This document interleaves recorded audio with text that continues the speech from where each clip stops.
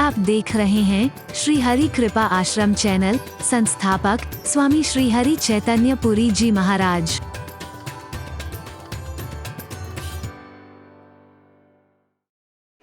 कैसे होगा बोलो? करने से होगा। महाराज जी बहुत सोचा है कि कामा को आएंगे पर आ ही नहीं पाते, पता नहीं क्या हो जाता है। हरि बोल भाई, सोचते रहते हो, तुम्हारा बुलावा नहीं आता होगा। फिर भगवान न करे कभी कोर्ट में तारीख चले तो जज साहब से कहलवा देना संदेशा, आपका बुलावा नहीं आया होगा। हरि बोल रहा, 36 काम छोड़ के भागेगा। हरि बोल रहा, नहीं बोलेगा। भगवान न करे ऐसा कभी आए, किसी के साथ ना हो। भगवान न करे कभी हारी बीमारी लग जाए, मत जाना। क्यों नहीं गए? डॉक्टर साहब का बुलावा नहीं आया था, हम तो इसलिए ना गए। हरि बोल रहा, अरे आएगा जब रे बुलावा हरि का, छोड़ के सब कुछ जाना पड़े। हो आएगा जब रे बुलावा हरि का, छोड़ के सब कुछ। हरि बोल। मैं ज्यादा नहीं बोल रहा, इतना काफी है। आपके प्रश्नों को लिया, लेकिन अब अपनी बात पे आता हूं। 3 चीजों के बिना नरक बना रखा है हमने। अपने घर को, अपने परिवार को, अपने जीवन को, सारी संसार को नरक बना रखा है। पहला, हमें ठीक से रहना नहीं आता है। याद करना है, इसलिए इस वाक्य को स्वयं बोलो।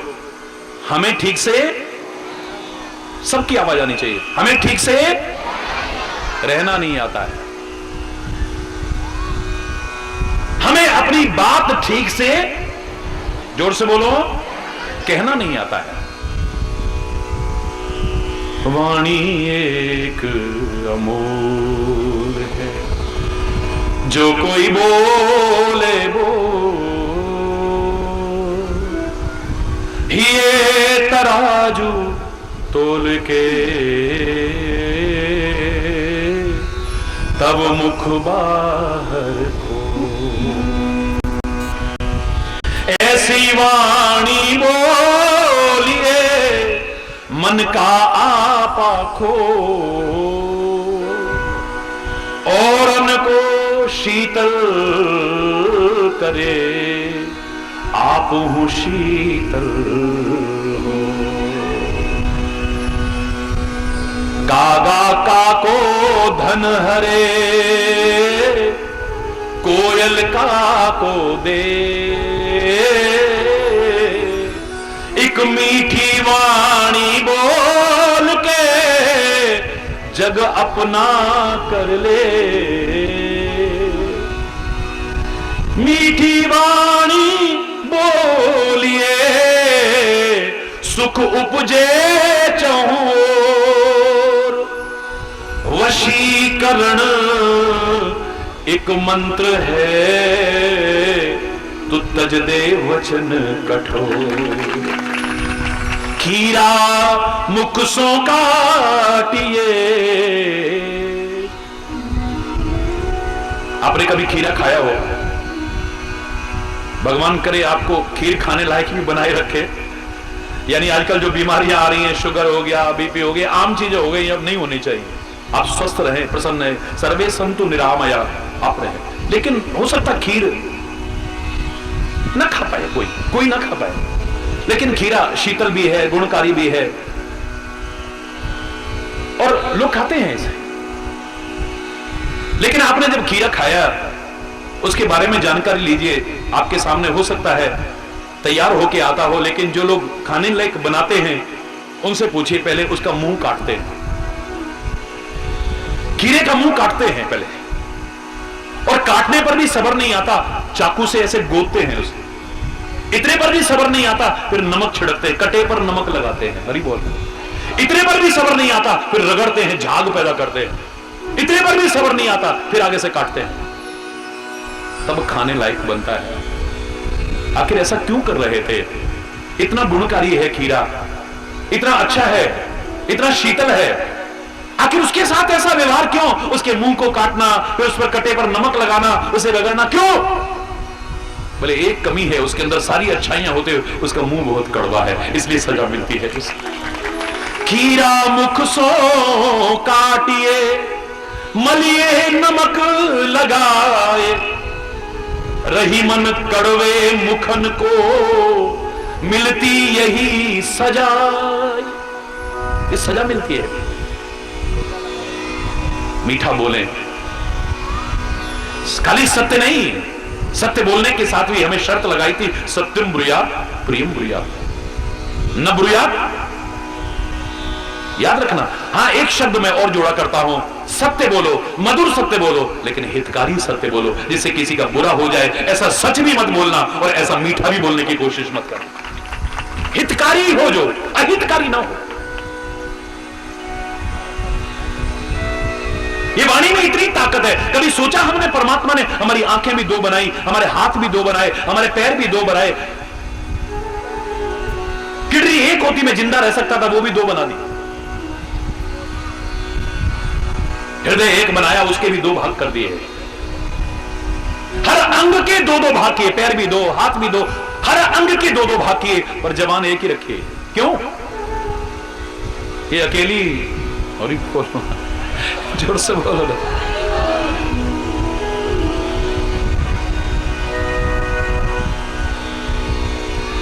मैंने जीव के भी दो हिस्से देखे हैं, मानव के नहीं देखे हैं, जहरीले जीवों के देखे हैं। जहरीले जितने रेप्टाइल्स हैं, उनकी जीभ दो हिस्सों में बटी होती है। सांप हो या और जितने जहरीले रेंगने वाले जीव हैं, उनको देखो आप, उनकी जीभ दो हिस्सों में, वो जहर उगलते हैं। तेरी जीभ तो कटी फटी नहीं है, तू जहर उगलने की कोशिश क्यों करता है? मीठा बोलना। वाणी एक अमोल है, जो कोई बोले बोल, ये तराजू तोल के तब मुख बाहर खो। तब निकाल, सोच ले पहले, तराजू पर तोल, अपने हृदय की तराजू पर। मैं बोल तो दूंगा, इसका परिणाम क्या होगा? ये जवान है, तुम्हें ऊंचे से ऊंचा पद भी दिला सकती है, जूते भी पड़वा सकती है तुम्हें। रहीम दास ने तो बड़ी प्यारी पंक्ति कही है, रहीमन जिब्या बाबरी कह गई स्वर्ग पाताल, और आप तो गए भीतर गई जूता खाए कपाल। हरि बोल। ये खुद तो ऐसे भीतर घुस जाएगी स्वर्ग पाताल में कहने के बाद, और बंद और कर लेगी अच्छी तरह से। हरि बोल। कहने के बाद ऐसी स्वर्ग पाताल में घुसेगी, ऐसे ही घुसेगी, फिर ना निकला है। क्यों? आप तो कह भीतर गई जूता खाए कपाल। हमें ठीक से रहना नहीं आता है, हमें अपनी बात ठीक से, जोर से बोलो, कहना नहीं आता है, और जहां जरूरी है वहां सहना नहीं आता है, इसलिए नरक बना हुआ है। मां बाप को बच्चों की बात बर्दाश्त नहीं है, बच्चों को मां बाप की बात बर्दाश्त नहीं है, पति को पत्नी की बात बर्दाश्त नहीं है, पत्नी को पति की बात बर्दाश्त नहीं है, भाई को भाई की बात बर्दाश्त नहीं है, दोस्त को दोस्त की बात बर्दाश्त नहीं है, यहां तक कि गुरु को शिष्य की और शिष्य को गुरु की बात बर्दाश्त नहीं है। क्या कैसे दिया मुझसे? हरि बोल। जोर से बोलो, और जोर से बोलो।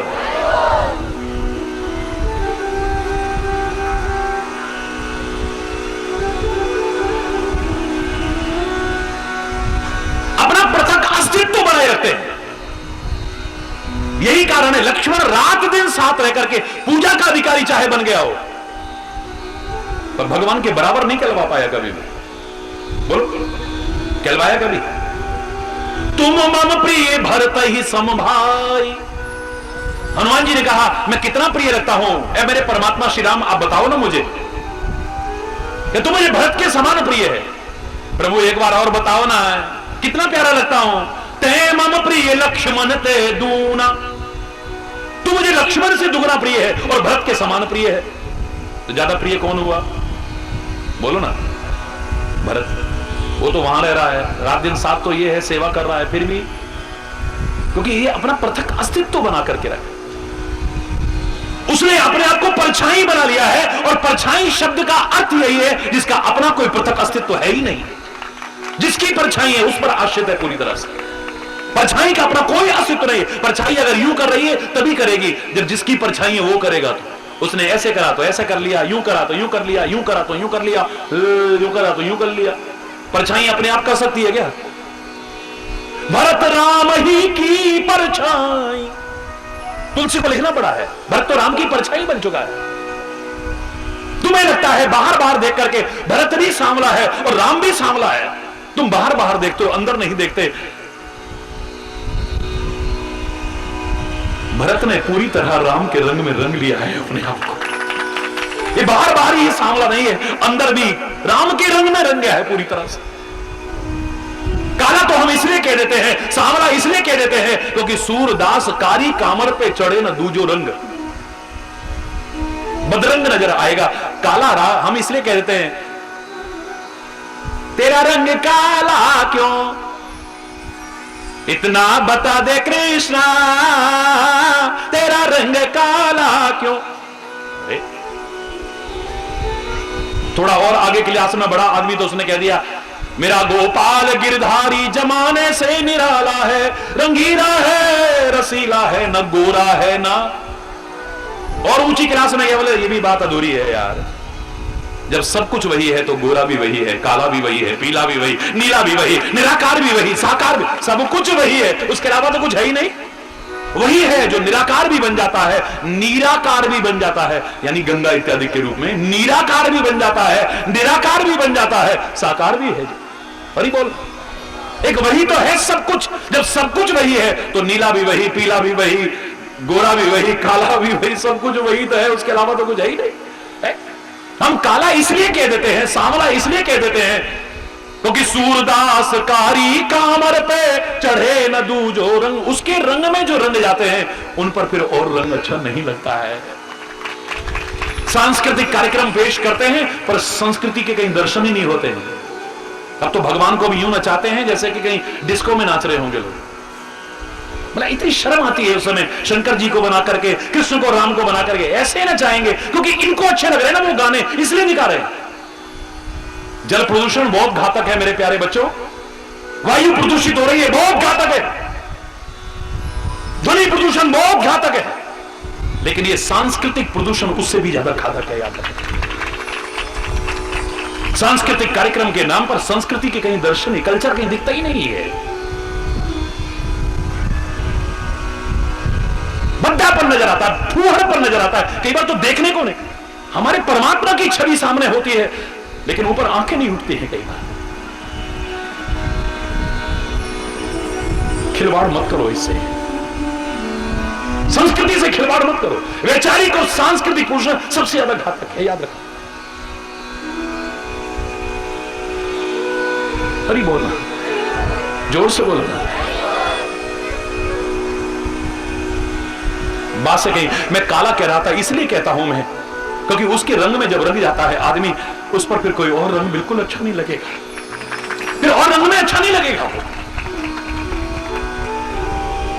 फिर यहां अच्छा लगेगा, यहां अच्छा लगेगा, या फिर महाराज जी के यहां अच्छा लगेगा, फिर और जगह अच्छा नहीं लगेगा। वो करते सड़क पर ताश वालों के साथ बैठा हुआ अच्छा नहीं लगेगा, मैं खाने में बैठा हुआ अच्छा नहीं लगेगा, फिर वो बद्दे अश्लील गीत सुनता हुआ या उनके साथ बैठता हुआ अच्छा नहीं लगेगा। वो यार वैसे तो बड़े भगत बनते हैं और देखो तो जरा कैसे लोगों के साथ रहते हैं।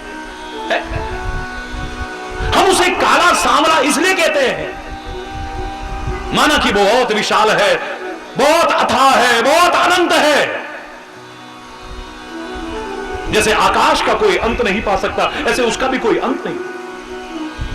पर ये नीला या गोरा चिट्टा बहुत दूर है, होएगा अपने घर को। प्यासों की प्यास बुझा ना सके वो उजले घन किस काम के हैं, हम मुग्ध न मधुकर जिन पर वो निर्गंध सुमन किस काम के हैं। है घास फूस की कुटी भली जिसमें कि हरि गुणगान रहे, और बिन हरि चर्चा वो ऊंचे हो महल बंगले व भवन किस काम के है। घास फूस की कुटी भली जिसमें कि हरि गुणगान रहे, बिन हरि चर्चा ऊंचे हो महल वो बंगले व भवन बोलो ना किस काम के है। विदुर भक्त का साग भला मोह मोहनी हंस करके बोले, बिन श्रद्धा के तेरे मेवे ए दुर्योधन। परी बोल, प्रिय स्वतंत्रता के आंचल में अमृत समान है शुष्क चने। स्वतंत्रता के आंचल में अमृत के समान है वो सूखे चने भी। और दासता की श्रृंखला में जकड़े खट रस व्यंजन किस काम के, किस काम के है। सोई चेतना जगाना दे और सारे भ्रम जो भगाना दे। ऐसे वो भजन, ऐसे कीर्तन, ऐसे प्रवचन किस काम के है। अरे बोल, जो हमारे अंदर चेतना जागृत न कर दे, एक बार सोचने को मजबूर न कर दे। जो कोरी कथा, फिर तो हरि बोलना। हम सांवला इसको इसलिए कहते हैं, गोरा चिट्टा बादल होता होगा बहुत ऊंचा, पर बड़ा हुआ तो क्या हुआ, जैसे पेड़ खजूर। बंटी को छाया नहीं, फल लाया बहुत दूर, हमें क्या लेना उससे। हमें तो छोटी सी काली कलूटी वो बादल की टुकड़ी अच्छी लगती है, जो नीचे आती है, गर्मी से तपते हुए को राहत दे जाती है, सूखी खेती को हरियाली प्रदान कर जाती है, सूखे सरोवरों को भर जाती है, लोगों को शांति प्रदान करती है। वो काली कलूटी बात जाती है, इसलिए हम उसे घनश्याम कहते हैं। इसलिए हम उसे दृग बिंदु बताते हैं कि घनश्याम है इनमें। दृग बिंदु बताते हैं कि घनश्याम है दिल में।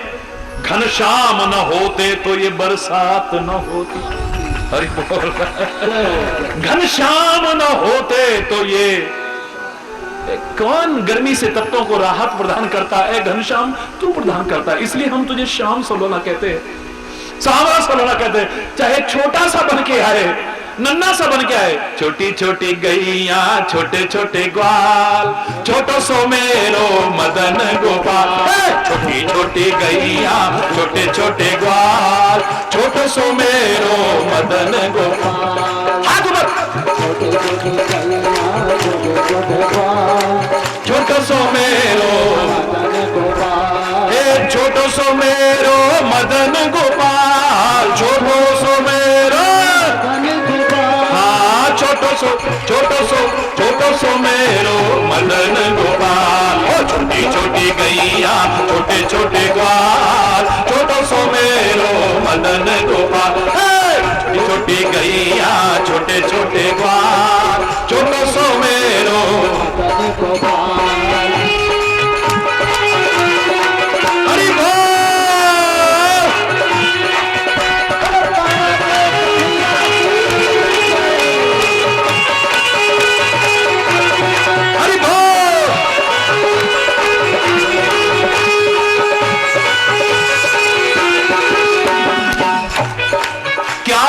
गैया क्या खाए ग्वाल, क्या खाए गैया, क्या खाए गैया, क्या खाए ग्वाल, और क्या खाए मेरो मदन गोपाल, क्या खाए मेरो मदन गोपाल। छोटी छोटी गैया छोटे छोटे ग्वाल, छोटे छोटे मेरो, छोटी छोटी गैया छोटे छोटे ग्वाल।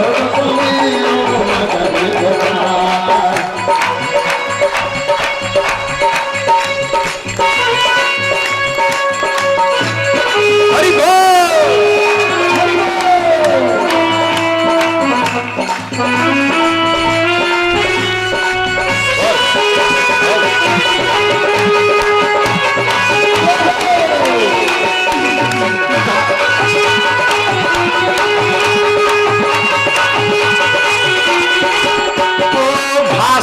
गैया दूध पीवे ग्वाल,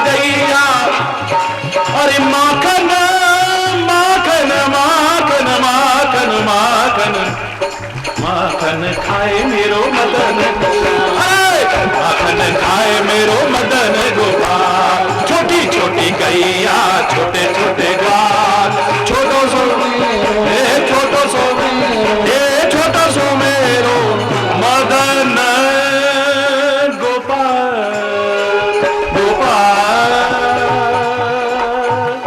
गोपाल।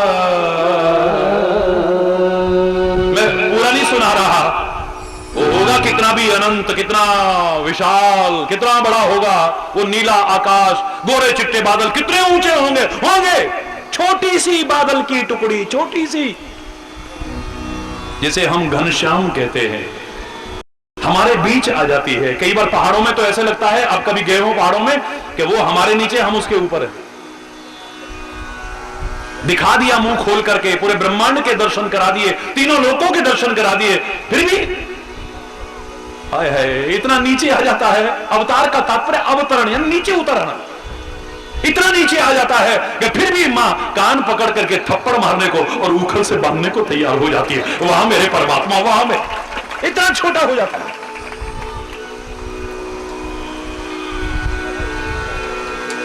ये सीखो, ये सीखो। एक और प्रश्न रखा हुआ है यहां, किसने रखा है ये? महाराज जी, सच्चा वैष्णव कौन है जो विष्णु की भांति विनम्र हो? उत्तर दे रहा हूं आपको। अच्छा प्रश्न है। जो विष्णु की भांति विनम्र हो वो सच्चा वैष्णव है। खाली तुलसी की माला पहनने वाला, खाली विभिन्न प्रकार के तिलक लगाने वाला, खाली इस तरह से जाप करने वाला, इन सब का महत्व है, लेकिन इतने मात्र से सच्चा वैष्णव नहीं हो सकता है। कौन बड़ा है इसकी परीक्षा हुई अंत में जाकर के, जब विष्णु भगवान के पास पहुंचे हैं। ये ब्राह्मणों का सम्मान देखिए आप, ये है संतों का सम्मान। जाकर के लात मारी है छाती में, वह मेरे परमात्मा। विप्रधेनु सुर संत हित लीन मनुज अवतार, इतना सम्मान देते हैं। लोगों ने हीरे जवाहरातों को जड़ के रखा होगा छाती पे, लेकिन मेरे परमात्मा की छाती पर तो भृगु जी की वो लात आभूषण बन करके जमी हुई है। वाह, परशुराम जी नहीं पहचान पा रहे हैं, सामने नहीं पहचान पा रहे हैं, तो भगवान ने जरा सा ऐसे किया बस।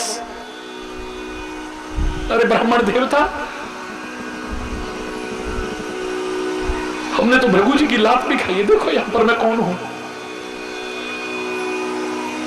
उघरे पटल परशुधरु मति के,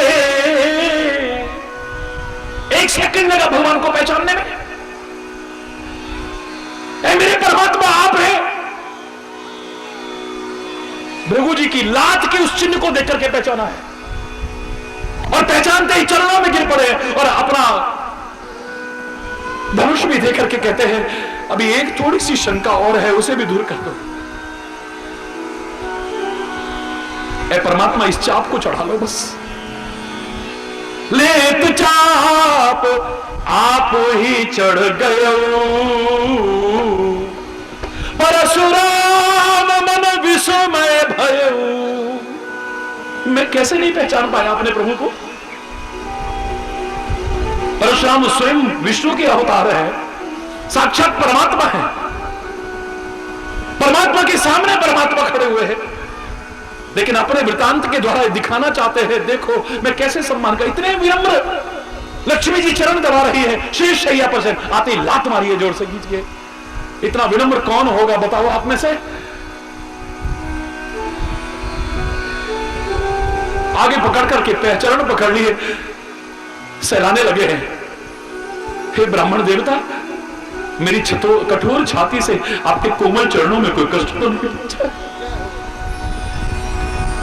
मेरी कठोर छाती से आपके कोमल चरणों में कहीं कोई कष्ट तो नहीं पहुंचा है? क्षमा चाहता हूं आपसे, आपने कितना कष्ट उठाया है। वहीं पर कह दिया कि आपसे महान कोई हो ही नहीं सकता। जिसने सबको सम्मान दिया हो, अपने सम्मान की परवाह नहीं करी है। सारे देवों को पूरे शरीर में विराजमान कर दिया है। नेत्रों में सूर्य को स्थान दे दिया है, ग्रहण में अश्विनी कुमार को, हाथों में इंद्र को स्थान दे दिया है। मन में चंद्रमा को स्थान दे। सब देवी देवताओं को पूरे शरीर में निवास दिया है। भगवान से पूछा कहां रहोगे? बोले मैं तो चरणों में रह लूंगा। विनम्र होने से सम्मान और बढ़ता है। आज कोई सिर को नहीं छूता, कान नहीं छूता, नाक नहीं छूता, मुंह नहीं छूता। किसी को सम्मान देना हो तो चरणों को ही छूते, क्योंकि मेरे विष्णु वहां विराजमान है। चरणों में विष्णु विराजमान है, याद रखें। इतना विनम्र। सब ऊंची ऊंची जगह पर बैठ जाओ, मुझे तो यहां पर बैठकर। एक जगह में गया और सच जानिए, क्योंकि दुनिया बहुत प्यार करती है, मेरे पास उस प्यार के लिए कोई शब्द नहीं है। बचपन मैंने उन संत को सुना था, आज वो मुझे सुनकर के गौरव का अनुभव करते हैं और मेरे मंच पे आके मेरा सम्मान करते थे, तो मुझे बड़ी शर्म सी आती थी, संकोच होता था। मुझे पता लगा वो महाराज वहां आए हैं जिनके बचपन में मैं कभी प्रवचन सुना करता। मैंने कहा मैं जाऊंगा तो सीधे मंच पर बैठाएंगे और मेरे गुण गाने लग जाएंगे वो। हकीकत मानिए, मैं झूठ नहीं कह रहा हूं। सर्दियों के दिन थे, मैंने एक काले रंग का शॉल ओढ़ लिया, मैं ओढ़ करके मैंने कहा 5 मिनट तो अपनी हाजिरी जरूर लगाऊंगा उनके चरणों में। पीछे जाकर के बैठ गया। एक ने पहचान लिया, उसको मैंने हाथ जोड़ के कहा बेटा अभी मत बताना, पहले उनकी कथा पूरी होने दो, वरना यहां पर हड़कम मच जाएगा। महाराज जी आए हैं, महाराज जी आए। मैंने कहा बिल्कुल मत कहना। बाद में मैंने शॉट उठाया, आके उन्होंने मुझे गले लगाया, मैंने उन्हें गिरा, मैं उनके चरणों में गिरा, वो मेरे चरणों में गिर रहे। आज तुम्हारा कहां स्थान है? बड़ा गौरव का अनुभव होता है कि कभी तुम वहां बैठे होते थे, आज अपने सिर पर बिठा करके भी गौरव का अनुभव होता है।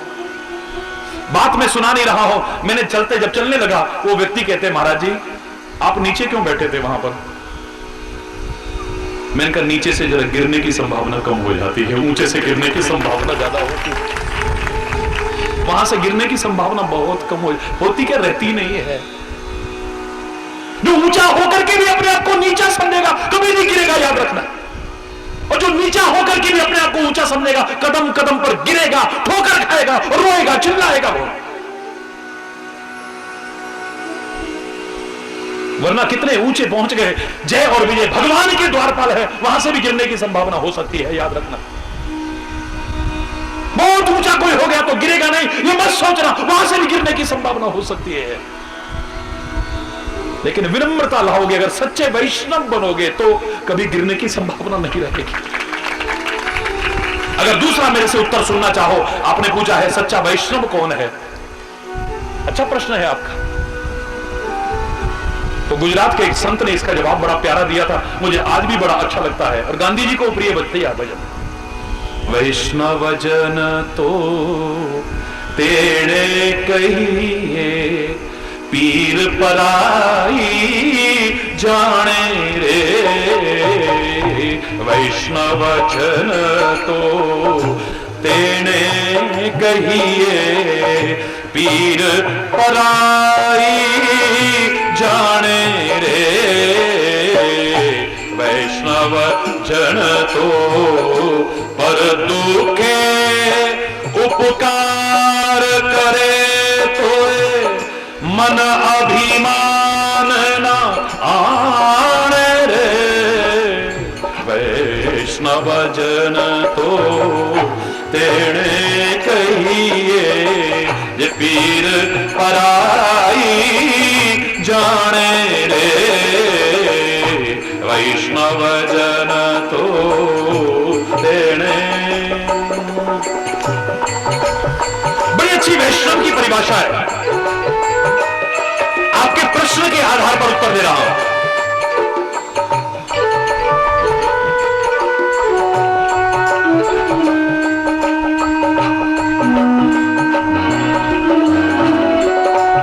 आनंद विभोर होकर के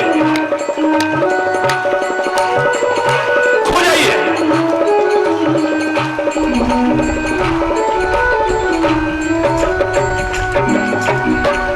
सकल लोक मां सोने बंदे, निंदा न करे केणी रे। बचे हो बचे हो इससे, हरि बोल। सकल लोक मां सोने बंदे, निंदा न करे केणी रे, वाच काच मन निश्चल राखे, धन धन जननी तेणी रे, वैष्णव जन तो तेणे कहिए, वीर पराई जाने रे, वैष्णव जन तो, वैष्णव जन तो।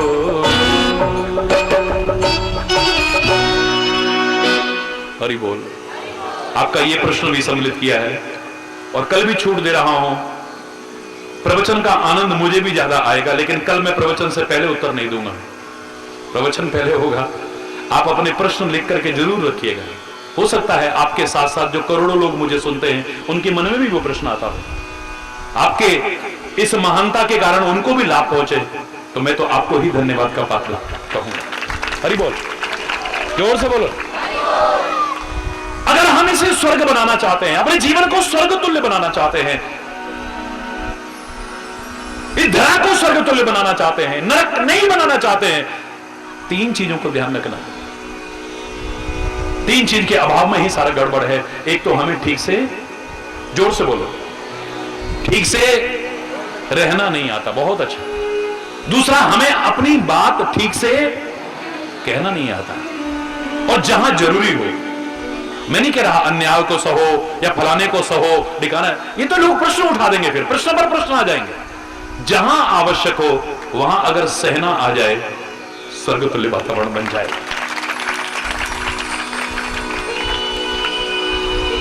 बर्दाश्त नहीं है। हमारे प्रातः काल की दिनचर्या से ही प्रारंभ किया गया था कि सबसे पहले तो अपने हाथों के दर्शन करो, किसी की शक्ल मत देखो, किसी की शक्ल मत देखो।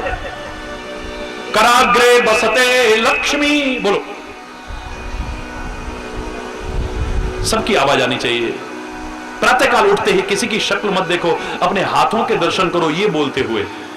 एक तो किसी की शक्ल आपने देखी, किसी का चेहरा देखा, भगवान न करे वो दिन खराब हो गया, आपके मुंह से स्वाभाविक निकलेगा, अच्छे मनहूस की शक्ल देखी, हमारा दिन खराब हो गया। आपने उससे नहीं कहा, कभी ना कभी उसे पता चलेगा मुझे मनहूस कहता है, उसके मन में सद्भावना नहीं आएगी, दुर्भावना आएगी। याद रखना, इस दुर्भावना से बच जाओगे। और भी अनेक लाभ हैं।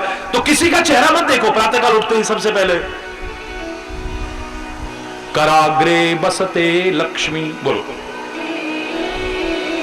कर मध्य सरस्वती, कर मूले तु गोविंद, प्रभाते कर दर्शनम। कराग्रे बसते लक्ष्मी, कर के अग्रभाग में लक्ष्मी है। हरि बोल। यानी हाथ पुरुषार्थ के प्रतीक हैं, तुम मेहनत करो तो लक्ष्मी कमा सकते हो, इसमें कौन से आश्चर्य की बात है। धन का देवता लक्ष्मी नहीं है, मेहनत है, याद रखना। आप लक्ष्मी का सम्मान करें, लक्ष्मीपति का सम्मान करें, लेकिन इसको कभी भी अपने से दूर मत करना विचार को कि धन का देवता क्या है। बोलो ना, टीवी पर ऐड भरे होंगे सारा दिन, अखबारों में ऐड भरे होंगे, मैगजीनों में ऐड भरे होंगे, लक्ष्मी यंत्र रख लो लक्ष्मी। पहले बेचारे के घर में चूहे व्रत कर रहे हैं, जैसे तैसे कर्जा करके वो रखा और मुसीबत में पड़ गया। भगवान ने इस लायक तो बनाया है मुझे, अगर इससे ही लाभ मिलना होता तो मैं सबको एक बार नग बंटवा देता, सबके घरों में लक्ष्मी यंत्र पहुंचा देता, लेकिन धोखे में नहीं रखूंगा, मैं नहीं रखूंगा। जापान ने कौन सी पूजा की थी? हिरोशिमा कांड के बाद कितने दिन के अंदर विश्व की महान शक्ति बनकर के उभरा? कितने दिन के अंदर? काहे के बल पर? नग पहन करके, लक्ष्मी यंत्र रख करके, बोलो ना जरा, मेहनत करके। परमात्मा भी मदद उसी की करेगा, याद रखना। God helps those who help themselves. हिम्मते मर्दा मददे खुदा। जो हाथ पर हाथ धर के रखा रहे बैठा रहेगा, उसकी परमात्मा भी सहायता नहीं करेंगे, याद रखें। हमारे हाथ पुरुषार्थ के प्रीत है। हमारे यहां जो कहावत बनी थी, अपने हाथ जगन्नाथ, ये कहावत हमें परिश्रमशील बनाने के लिए, कर्मठ बनाने के लिए की गई थी। कि सबसे पहले जगन्नाथ के दर्शन अपने हाथों में करो, मेहनत करने की कोशिश करो। तुम अगर मेहनत करते रहोगे उसको भी वो हार जाएगा, अगर तुम नहीं हारोगे तो याद रखो। तुम सोए रहोगे तो तुम्हारी किस्मत भी सोई रहेगी, तुम जाग जाओगे तुम्हारी किस्मत भी जाग जाएगी, याद रखो। सोया मुकद्दर भी जग जाएगा, खाली तेरे जगने मात्र से। तू अगर सोया रहेगा तो फिर जो सोवत है सो, जो जागत है सो पावत है। जागृति की महिमा है ये जागृति की महिमा है। बिना पढ़ा लिखा भी आज इतना है, इस लायक है, बड़े बड़े लोग रिसर्च करते हैं कबीर के ऊपर, जिसने मसी कागज छुओ नहीं। ये जागृति की महिमा है। जागते ही सब सहायता करने लगते हैं, याद रखो। हरि बोल।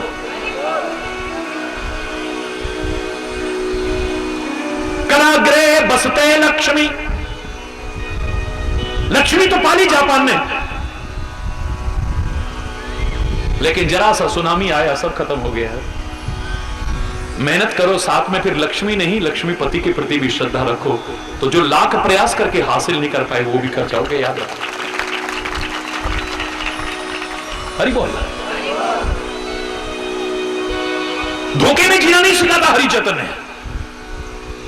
खुला खुला खुला कह रहा हूं आपसे, स्पष्ट शब्दों में कह रहा हूं, क्योंकि मैंने बचपन से एक वाक्य को अपने जीवन में बहुत महत्व दिया था। मैंने कभी सोचा भी नहीं था कि इस वेश में मैं होऊंगा। उस समय यह वाक्य दिया था कि साधु का वेश बनाकर कीर्ति समाज को धोखा देना, इससे बड़ा अपराध दुनिया का और कोई हो ही नहीं सकता है।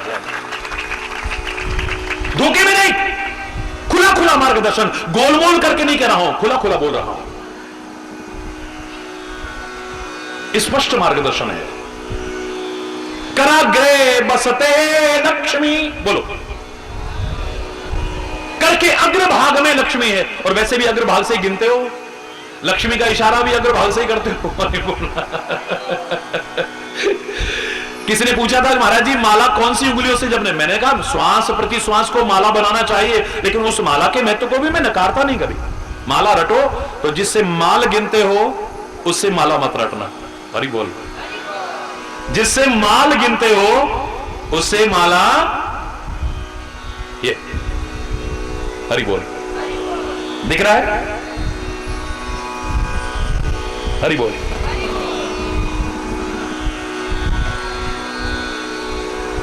और जिस माल गिनते हो ना जिससे, ये उंगली गंदगी में भी जा सकती है, याद रखना।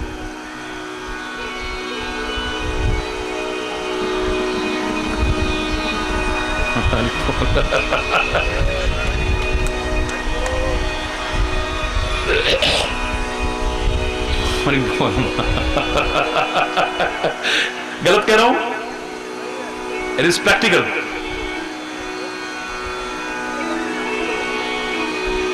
और 108 का एक आपको प्रैक्टिकल बताऊं, कोई भी अपना लेना, हमारी भारतीय संस्कृति का सम्मानजनक शब्द, अपना सन देखना, अंतिम दो, जैसे 1960 है तो 60 जोड़ो, उसमें अपनी इस समय आयु क्या है उसको जोड़ो, ठीक है? 60 हो गया प्लस 53 कितना हो गया? 113 माइनस 5 कर देना, कोई भी गिन लेना, चैलेंज है, 108 के अलावा कुछ बैठेगा नहीं, देख लेना कोई। अरे बोल, ये मतलब कोई भी दुनिया का कोई व्यक्ति भी,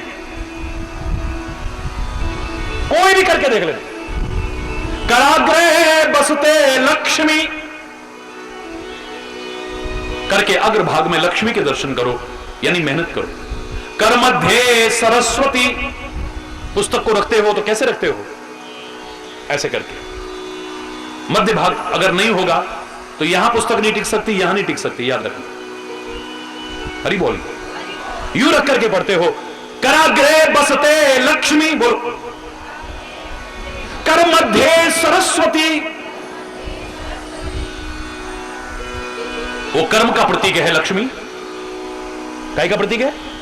कर्म का। कर्म करो लक्ष्मी प्राप्त करो, लेकिन कर्म के साथ विचार होना चाहिए, विवेक होना चाहिए, ज्ञान होना चाहिए। कभी किसी ने ध्यान नहीं दिया होगा। इस मंत्र में गीता का, वेदों का, रामायण का सबका सार छुपा हुआ है, यानी कर्म, भक्ति और ज्ञान का समन्वय होना चाहिए जीवन में। कर्म हो, कराग्रे विचारे बसते लक्ष्मी। ज्ञान हो साथ में, क्योंकि बिना विचारे जो करे सो पाछे पछताए। काम बिगाड़े आपनो जग में होत हसाए। ज्ञान अगर नहीं होगा, विचार नहीं होगा, ऐसा कर्म करके पश्चाताप, हमने ऐसा क्यों कर दिया होगा, हमसे ऐसा क्यों हो गया होगा। हरि बोल। इसलिए कर्मध्ये सरस्वती, सरस्वती ज्ञान का प्रतीक है। यानी कर्म के साथ क्या होना चाहिए? करमूले तु गोविंद।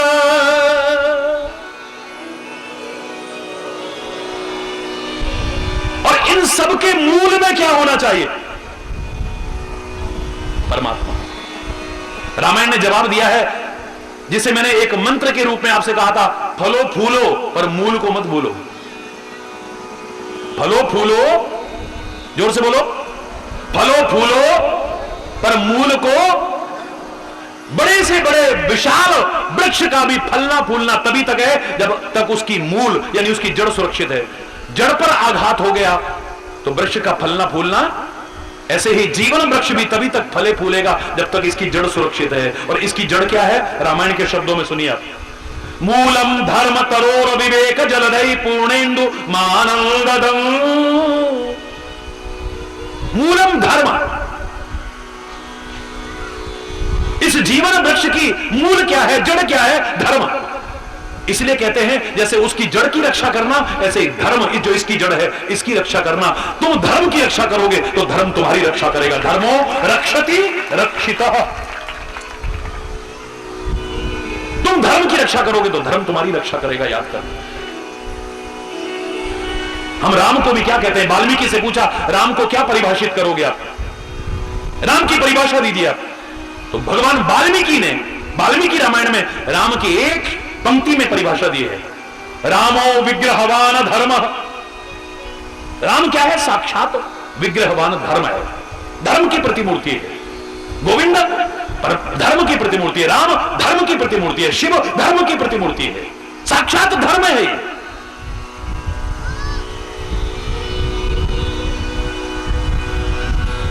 जड़ सुरक्षित रखना।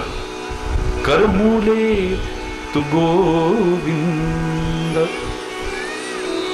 ये अगर सुरक्षित है तो ये लग सकता है, ये नहीं है तो ये कहां लगेगा? हरि बोल। इन सबके पीछे जो मूल है यानी भक्ति। गोविंद की क्या करनी है? परमात्मा की क्या करनी है? यानी कर्म, भक्ति और ज्ञान का समन्वय हो गया तो जीवन कितना उच्च होगा, कितना महान होगा, कितना आदर्श होगा, कल्पना भी नहीं की होगी।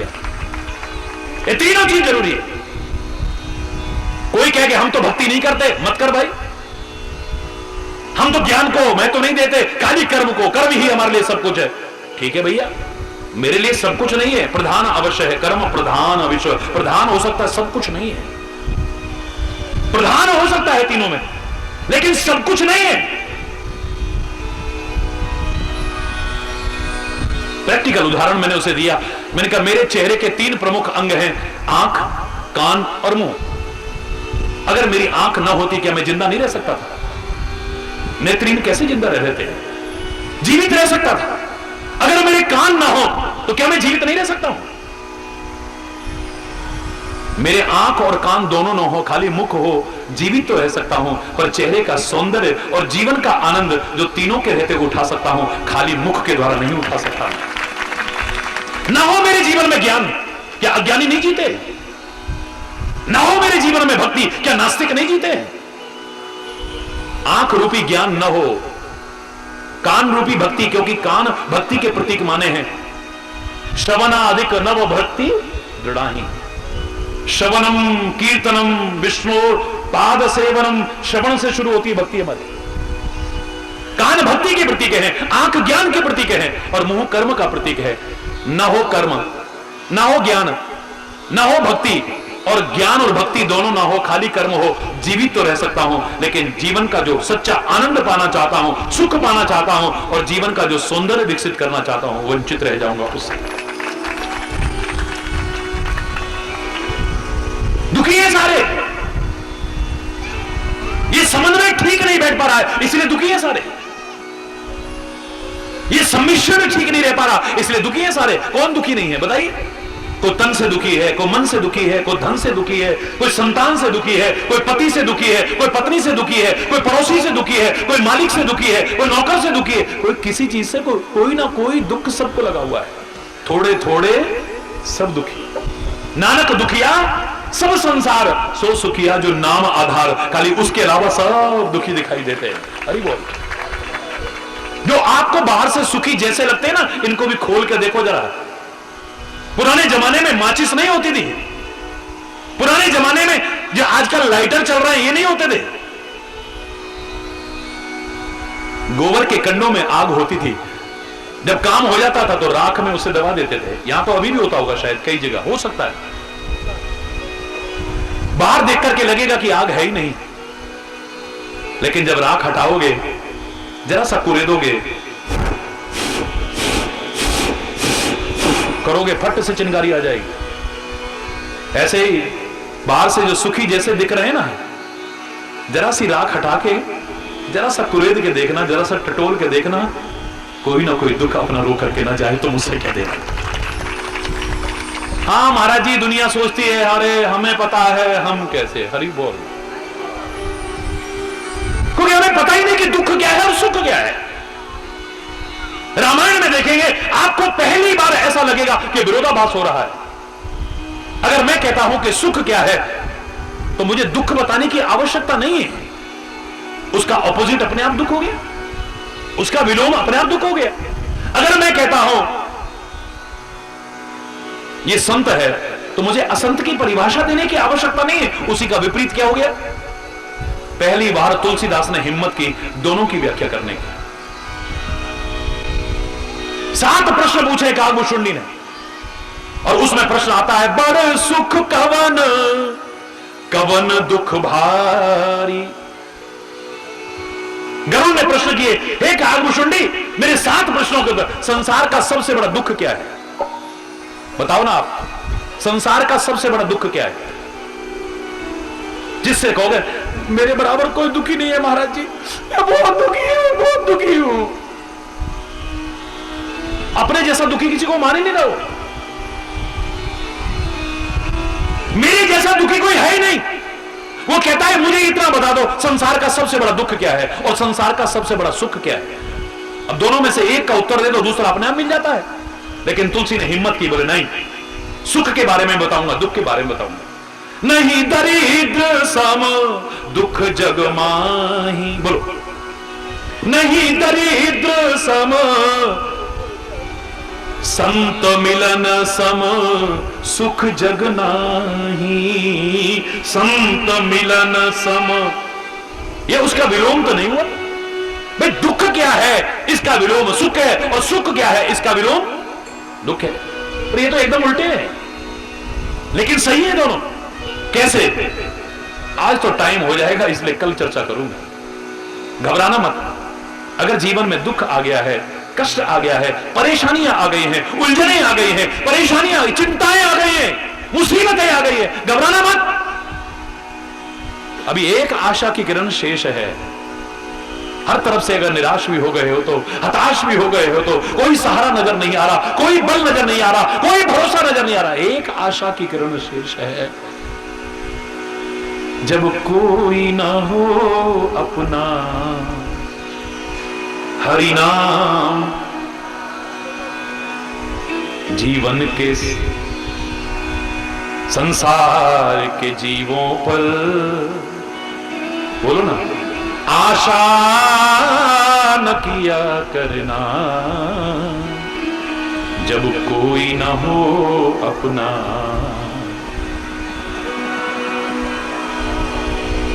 चार मोमबत्तियां जली थी। चलते चलते मैं थोड़ी सी कल की भूमिका बताऊं आपको। 4 मोमबत्तियां जली हुई हैं, हल्की हल्की जली हुई हैं।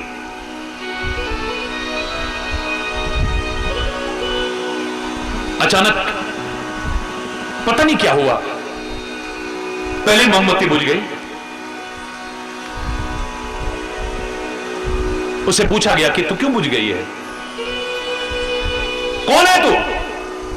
वो पहली मोमबत्ती कहती है, मैं हूं शांति, पीस। हर आदमी इतना अशांत है। अभी देखिए कितनी शांति मिल रही है, जरा सी बात पर आदमी अशांत हो जाएगा, जरा सी बात, और उनको भी अशांत कर देगा।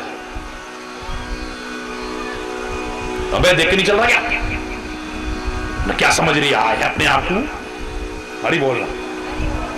और जी ये तो तेरे हो गए महाराज जी। हरी बोलना।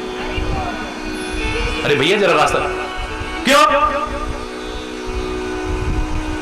पता नहीं बेवजह जरा सी बात पर हम अपनी शांति को बरकरार नहीं रख पाते, शांति को खो बैठते हैं। जरा सी बात पर, जरा सी बात पर वो पहली मोमबत्ती कहती है मैं हूं शांति, यानी पीस। मुझे लगता है कि ये कहते जरूर है पर शांति को चाहता नहीं है, कोई नहीं चाहता है। जो चाहता हो कम से कम वो तो कुछ ऐसा ना करे जिससे अशांति हो जाए। महाराज जी हमारे मम्मी पापा इतना लड़ते ना आपस में, इतनी अशांति हो जाती है। तू क्या करता है? बोले मेरे को भी गुस्सा आ जाता है। तो तू भी तो घी डालता है ना आग में, कभी पानी डालने की कोशिश तो नहीं की ना तूने भी? है? बोली पहली मोमबत्ती है शांति की। आज हर तरफ अशांति है। याद करो कितने वर्ष पहले, याद करो उस उदाहरण को, जब मैं यहां पहली बार आया था उससे कुछ दिन पहले ही वहां गड़ी नेगी में कार्यक्रम था और हजारों हजारों की भीड़ थी उस जमाने में भी। यहां से भी कुछ लोग आए थे और वहां पर जब मैं मंच की ओर जा रहा था किसी व्यक्ति ने कहा महाराज जी हम आपको कुछ दान देना चाहते हैं। चलते चलते मैंने कहा, क्योंकि समय की पाबंदी की आदत मेरी सब जानते हैं। आज सुबह से कितनी जगह कार्यक्रम हो गए हैं? आपका प्यार ही तो है जो चाहे जहां नचाते फिर रहे हो। महाराज जी धन्यवाद आप आए। महाराज जी कौन होते हैं? मैंने हमेशा कहा हरिचतन की कोई ताकत नहीं कहीं आ सके या जा सके, पर तुम्हारे प्यार में वो ताकत है जो नंगे पैर भी बुला सके। चलते चलते मैंने कहा बेटा मंच पे पहुंचने का समय हो गया है। देखिए दान उनको दो जिनको जरूरत है, मुझे तुम्हारे दान की कोई आवश्यकता नहीं है। नहीं नहीं महाराज जी मैं तो दान दूंगा। मैंने कहा दान उसको दिया जाता है जो जरूरतमंद है, अभावग्रस्त है या आवश्यकता है जिसे। ना तो मैं अभावग्रस्त हूं, ना असमर्थ हूं, ना असहाय हूं, ना जरूरतमंद हूं।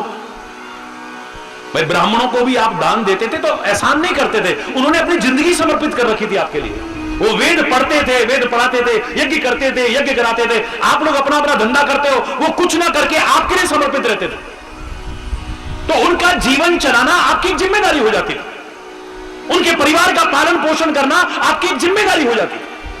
कोई एहसान नहीं करते थे उनके ऊपर। तो मैंने कहा ना तो मैं जरूरतमंद हूं, ना अभावग्रस्त हूं, ना असहाय हूं, ना असमर्थ हूं, तो मैं दान। लो महाराज जी ऐसा कैसे हो सकता है? मैंने कहा विद्या का दान किसको दोगे? विद्वान को, जिसके पास विद्या का बोलो ना अभाव है। ऐसे ही और दान भी ले लो आप।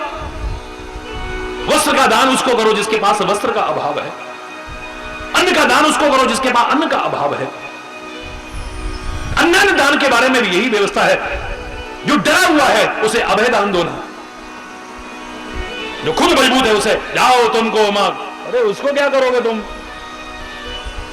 जो भयभीत है उसे अभय दान का, घबराओ मत, मैं हूं ना तेरे साथ, डरने की कोई जरूरत नहीं है। यह भी एक दान है। हम कन्यादान भी करते हैं, उसको नहीं जिसकी 4-4 बीबियां होंगी। किसी का प्रयास ऐसा नहीं होगा बोलो, जिसके पास अभाव है, जिसके परिवार में सब कुछ है, लेकिन एक अभाव को पूरा कन्या का पिता ही कर सकता है और कोई नहीं कर सकता है। किसी व्यक्ति ने कहा भारतीय संस्कृति में बेटी के मां बाप को कितना अपमान सहना पड़ता है। जब बारात आती है, हर बाराती अपने आप को हीरो समझता है, अपमान करता है, और वो भी पगड़ी ऐसे करके चलता है और यूं करता है, और वैसे बेचारे बेटी के मां बाप के तो सिर ऐसी झुकी रहती है। मैंने कहा भारतीय संस्कृति को कलंक मत लगाओ, ये तुम्हारी व्यवस्था में हो सकता है। भारतीय संस्कृति में क्या है, अगर जानोगे तो गर्व का अनुभव करोगे। बोले क्या? मैंने कहा जब राम का विवाह हो रहा है सब भाइयों के साथ में, महाराजा दशरथ आगे बढ़े। महाराजा जनक महाराजा दशरथ को देखते उनके चरणों में प्रणाम करने लगे।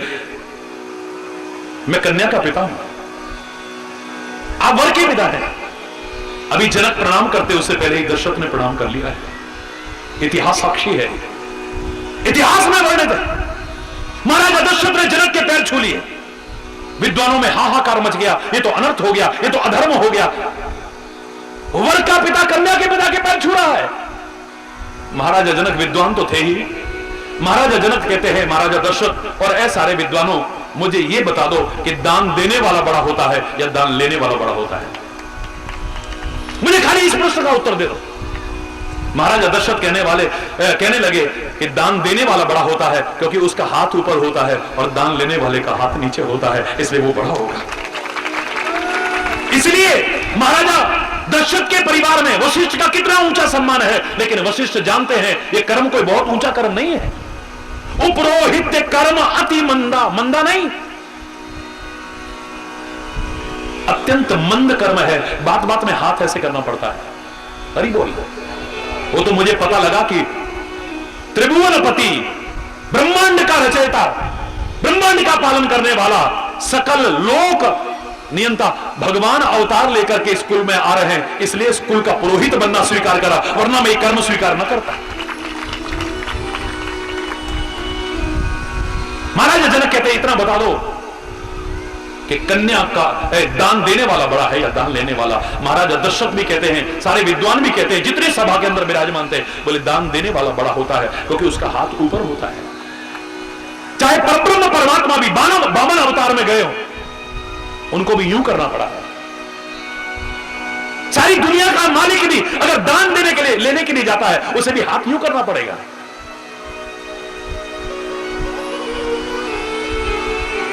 तो महाराजा दशरथ, मैंने प्रणाम कर दिया तो क्या पाप कर दिया?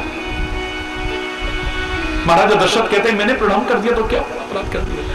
अरे तू मुझे कन्यादान दे रहा है और मैं कन्यादान ले रहा हूं। तू बड़ा है, मैं छोटा हूं। अगर मैंने तेरे पैर छू दिए तो कौन सी बड़ी बात? मेरी भारतीय संस्कृति में अगर कन्या के पिता का सम्मान दिख रहा है, देखो इस इतिहास की घटना को। आज बात बात में हम क्यों आज कन्या भ्रूण हत्या जैसा जघन्य अपराध आ रहा है? क्यों दहेज का दानव इतना मुंह खोलता चला जा रहा है? क्यों बेटी के बाप को जिगा जिगा शर्मिंदा होना पड़ता है? क्यों? महाराजा दशरथ तो कहते हैं, मेरे पास सब कुछ है, चक्रवर्ती सम्राट हूं, लेकिन मेरे पास बहुओं का अभाव है। एक अभाव वाले का अभाव पूरा कर रहा है जनक। तेरा सम्मान तो कभी कम हो ही नहीं सकता, मैं तेरा सम्मान करता हूं। वरमाला हो रही है, बेटी की हाइट उतनी नहीं है, और अकड़ अकड़ के सिर ऊपर करेंगे, और दोस्त और कह देंगे, अबे झुक मत जाना, आज झुक जाएगा तो जिंदगी भर झुकेगा तू। वो भी उसको यार हरी बोलना। अरे जिसके साथ जिंदगी निभानी है उसके सम्मान का कभी प्रतिकार मत करना, उसका सम्मान करना करना। मेरी मां जानकी की ऊंचाई बहुत नहीं है, बहुत छोटी अवस्था है। श्री राम जी लंबे हैं, राम जी खुद गर्दन झुका देते हैं, लेकिन फिर भी हाथ नहीं पहुंचता है। ऐसे होने चाहिए। अड़ोस पड़ोस में लक्ष्मण ने जानबूझ करके प्रणाम कर दिया, राम जी के चरणों में प्रणाम कर दिया, नीचे झुके परमात्मा श्री राम लक्ष्मण को उठा करके गले लगाने, इतनी देर में तो जानकी ने वरमाला पहना दी। छोटी छोटी बातें हैं लेकिन बड़ी महत्वपूर्ण बातें हैं, याद रखें। अरे बोल। तो मैंने उससे कहा, मैंने कहा भैया दान शब्द की व्याख्या तो यह है, बाकी मंच पर जाकर के मैं चर्चा करूंगा। मंच पर मैं गया, मैंने उस दिन प्रवचन वहीं से शुरू किया। मैंने कहा एक भाई तो क्या कितने लोग हैं जो महाराज जी को दान देना चाहते हैं? हरि चैतन्य ने कभी दान चाहा, ना चाह रहा है, ना कभी चाहेगा। खुले शब्दों में कह रहा हूं, खुले शब्दों में, तब भी कहा, आज भी कह रहा हूं, आगे भी कहूंगा। आपका धन का, वस्तु का, पदार्थ का और किसी चीज का ना दान चाहिए था, ना चाहिए और ना कभी चाहिएगा। चैलेंज करके कह रहा हूं। मैंने कहा हां, अगर इतने दानदाता बनते हो तो जिस हरि चैतन्य ने कभी किसी के हाथ के नीचे हाथ नहीं किया, परमात्मा की कृपा से हाथ के ऊपर तो हाथ रहा, किसी के हाथ के नीचे हाथ नहीं आया। आज के माहौल को देखते हुए वो हरि चैतन्य हाथ तो क्या झोली फैला करके मांगता है, आपसे मांगता है, सारी दुनिया के लोगों से मांगता है। संसार के लोगों बहुत अशांति फैल गई है, घर घर में अशांति, नगर नगर में अशांति, डगर अशांति, सारी दुनिया में अशांति। अगर दानवीर बनते हो, इतना दान देना चाहते हो, तो शांति का दान दे दो, और किसी से दान की आवश्यकता नहीं, और कोई दान नहीं, शांति का दान चाहिए बस। शांति की लौ बुझ गई, कहती मुझे कोई नहीं चाहता है, मेरे जले रहने का कोई फायदा नहीं, ये सब मुझे बुझाने की कोशिश करते हैं, कोई शांति चाहता ही नहीं है, खाली कहते हैं हम बड़े अशांत हैं, हम बड़े बेचैन हैं। ये सब बुझ गई बेचारी। एक दूसरी मोमबत्ती और जल रही थी, हल्के हल्के जल रही थी, देखा तो वो भी बुझ गई कि भाई तू क्यों बुझ गई? पूछने वाले ने पूछा, बोले मेरा नाम है भरोसा। फिर अरे भरोसा ही नहीं किसी को, पति पत्नी को भरोसा नहीं है, माँ बाप बच्चों को भरोसा नहीं है, दोस्त दोस्त को एक बार भरोसा नहीं है, समाज में एक दूसरे पर भरोसा ही नहीं है। जब विश्वास नहीं है, भरोसा नहीं है, कब तक जिएंगे हम? अब तो मैं भी मंद पड़ गई हूं, इससे तो बुझ जाना कहीं बेहतर है। वो भी बुझ गई, भरोसे की लौ भी खत्म हो गई। हरि बोल। बड़े ध्यान से सुनना, ये खाली मजाक की बात